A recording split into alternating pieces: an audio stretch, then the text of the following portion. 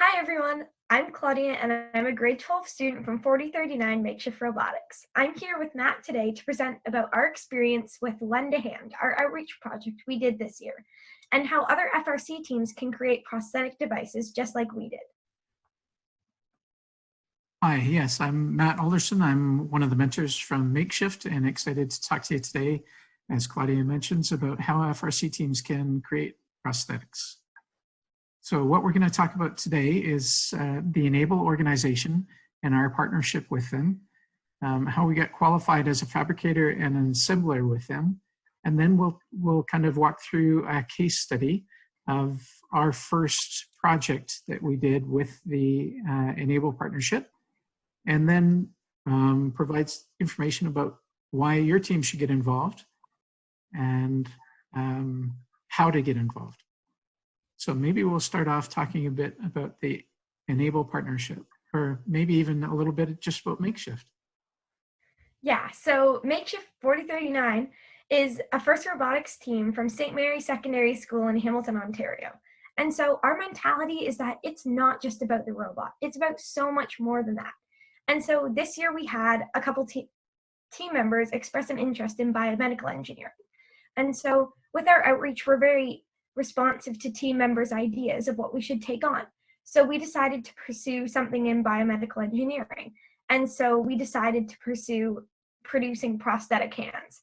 And so, like a lot of FIRST teams, we're a group of motivated high school students who want to make a difference in our community. And this is how we thought we could do that. So a little about the Enable organization. When we decided that we were going to pursue something that the kids were passionate about, we looked online for what other people were doing, what had been done before, look for existing solutions and see if there was somebody we could partner with.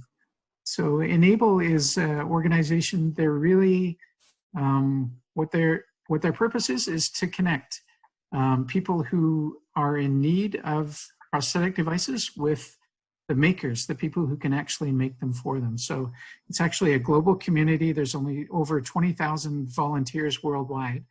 And the idea is to use our 3D printers, the technology that maybe 10 or 15 years ago wouldn't have been even considered for helping with prosthetics, to come up with free and low-cost prosthetic upper limb devices for children and adults in need. So this is maybe people who had lost their digits or limbs as a result of war or natural disasters, illnesses or accidents. A lot of the cases and potential recipients are in third world countries, and prosthetic is just not an option for them. So the other thing Enable does is it provides not just that link between the recipient and the organization that can help them, but it also provides some open source designs, so some prepackaged CAD models and things to get you off and running.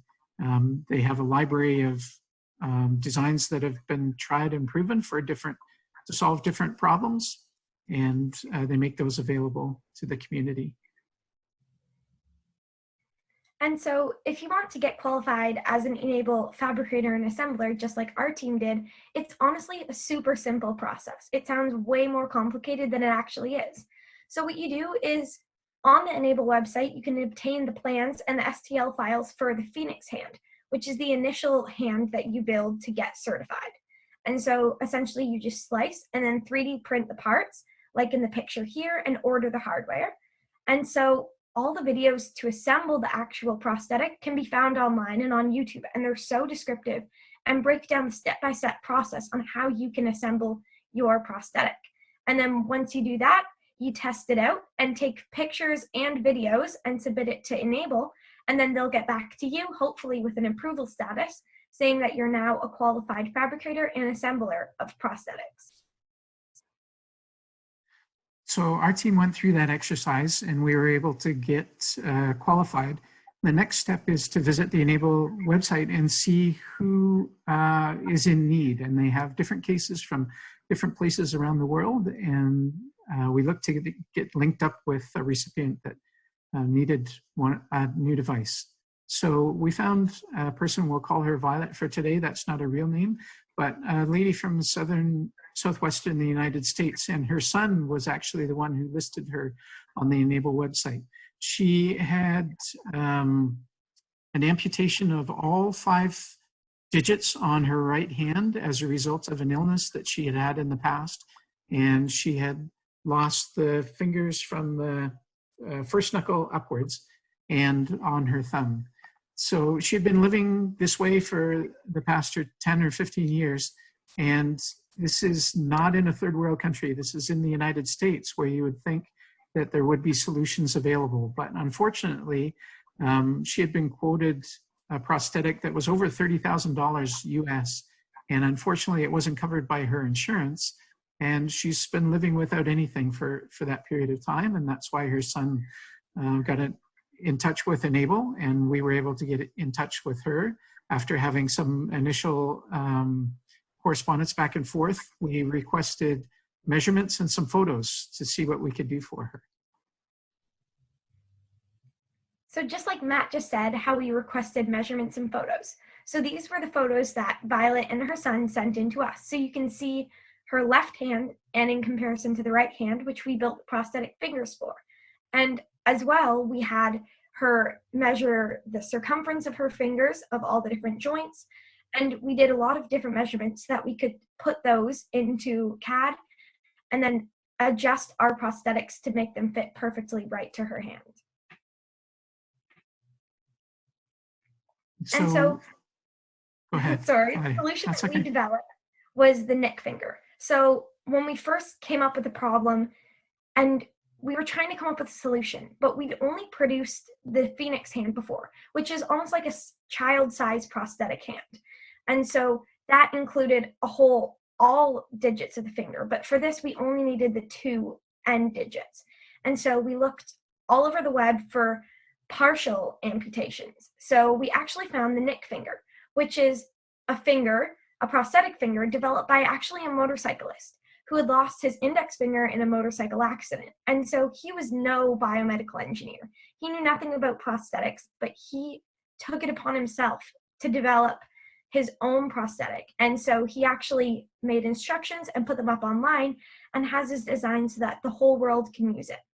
And so they're modeled in OpenSCAD. So it's written code that can be used to create solid 3D CAD objects. So instead of drawing the whole thing from the ground up in Inventor or Onshape.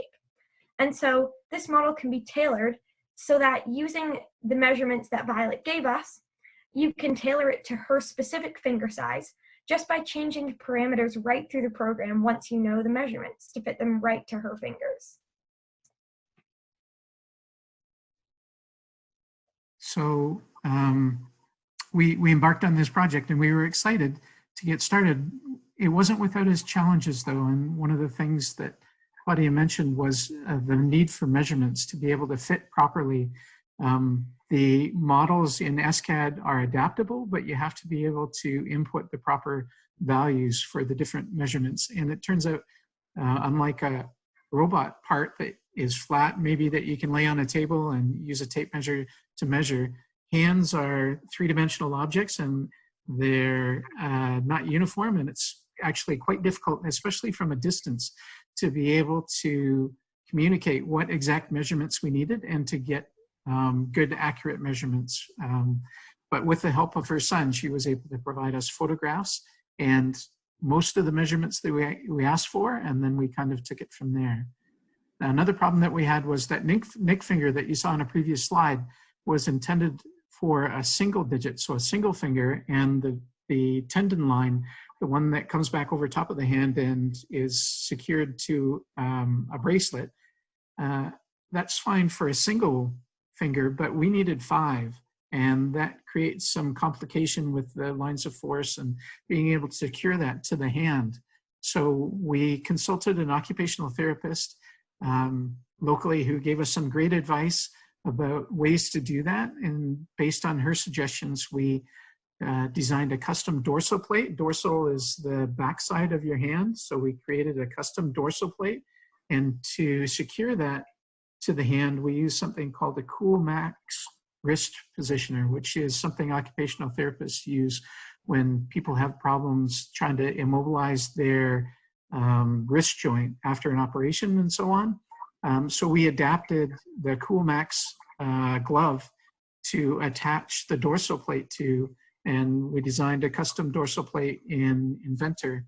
And we ended up actually making only 4 fingers articulating and then the thumb non-articulating, because we thought for normal grasping that the fingers needed that movement, but the thumb needed to be opposing that, and the thumb really didn't need to be articulated. Another problem we ran into was the assembly instructions. Even though the person who had come up with the Nick finger did a great job in terms of the design, the documentation for that and being able to follow along the instructions and see what was going on in the video wasn't the best. And so we're actually looking forward as we get back together as a team on improving that documentation and providing our own written version and probably a video for the assembly, which will hopefully make things a lot clearer for other people who want to assemble a Nick finger.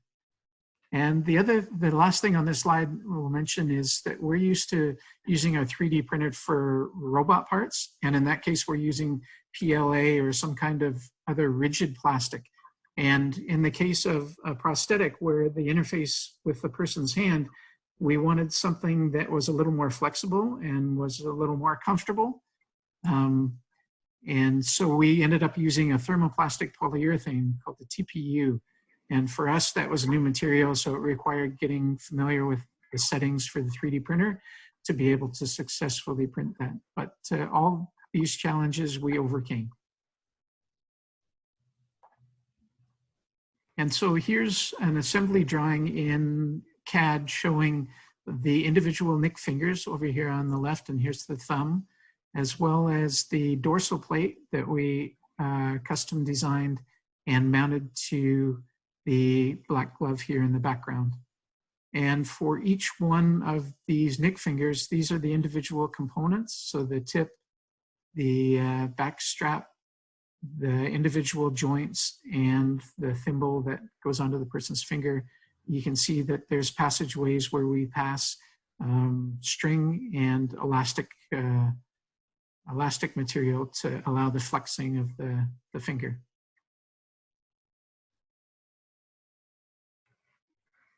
And so altogether, here are the pictures that we got with the assembly. So on the left, you can see the one-to-one CAD against the full-size photo of Violet's hand.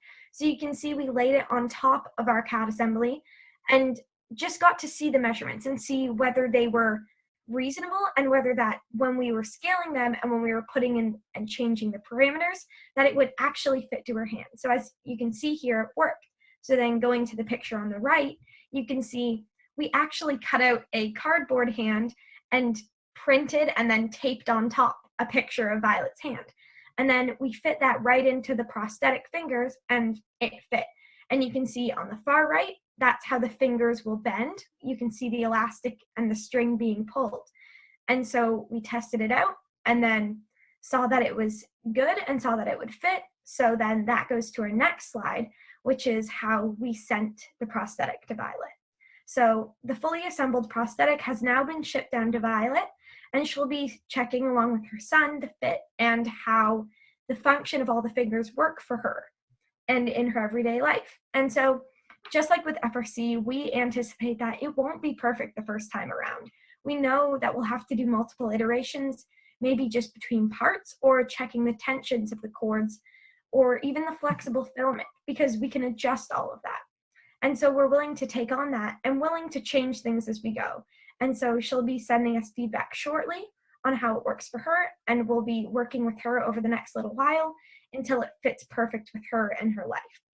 And so we actually were thinking we may design an alternate thumb and index finger for her to play the ukulele, because when we first saw Violet's profile, we know, and she told us how much she loved playing the ukulele and how that before she lost her fingers, it was her favorite thing to do. And myself playing the ukulele, I couldn't imagine giving up musical instruments. And knowing how passionate she was about it, we want to make an alternate thumb and index finger so that she can strum the ukulele with her right hand while playing and using her prosthetics. So whether we send those in and she can swap them out herself so that when she wants to play, she can use her alternate fingers to strum. We don't know, but we're going to be working on that once we get her feedback. And so because of all these lessons we've learned, once we finish with Violet, we'll hopefully be able to seek out another client through the Enable site online and move forward with a whole new design project. So our reason for talking to you about this today is not so much to tell you about what we've done, it's more to inspire you to take on this for yourself. There's so many people on the Enable website that don't have a solution yet, that haven't been matched up with somebody, and really for what's involved. We want to have teams really take the opportunity to affect the quality of life of people from around the world. And the skills that you're using, the tools that you use in FRC can be simply adapted to something that is really life-changing for somebody around the world. And so now you know the why of why you should get your team involved. We'll explain now the how here. So as you can see in the breakdown of the cost per finger down below, it honestly is so cost effective to produce these prosthetics compared to the $30,000 upwards of that Violet would have paid for prosthetics to be made for her. We can make them for like $1.28 per finger. That's astronomical, the costs and the comparison. So to do this yourself and to help other people around the world, you follow these steps. So first you register with Enable, and then you can download the files from Thingiverse and then print and assemble a Phoenix hand, so the children's prosthetic, just like we did. And then you send in your pictures and your videos to the Enable website. And then if you're successful, they'll send you back that you are designated as a fabricator and assembler of prosthetics.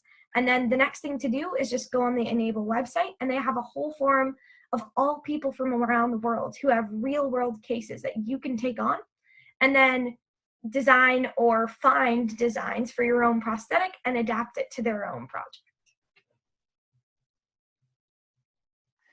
So we mentioned throughout the presentation today, Enable. And so here on this page, we've got a link to the Enable website, as well as to the Nick Finger, and in Thingiverse, the files that are required, also the parts list for the parts that are needed for our Nick Finger.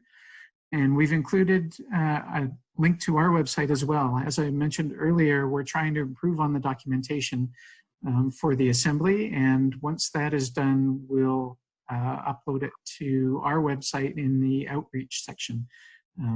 Once the team is back together again, hopefully that'll come together quickly. We realized that it's unfortunate that we couldn't be with you kind of live today at the 2056 Inspire conference, but we want you to feel free to get in contact with us if you have any questions about this project or Enable or anything else that you've seen over the last little during our presentation. Then feel free to contact us at makeshiftrobotics@gmail.com. And so that is kind of our presentation for today.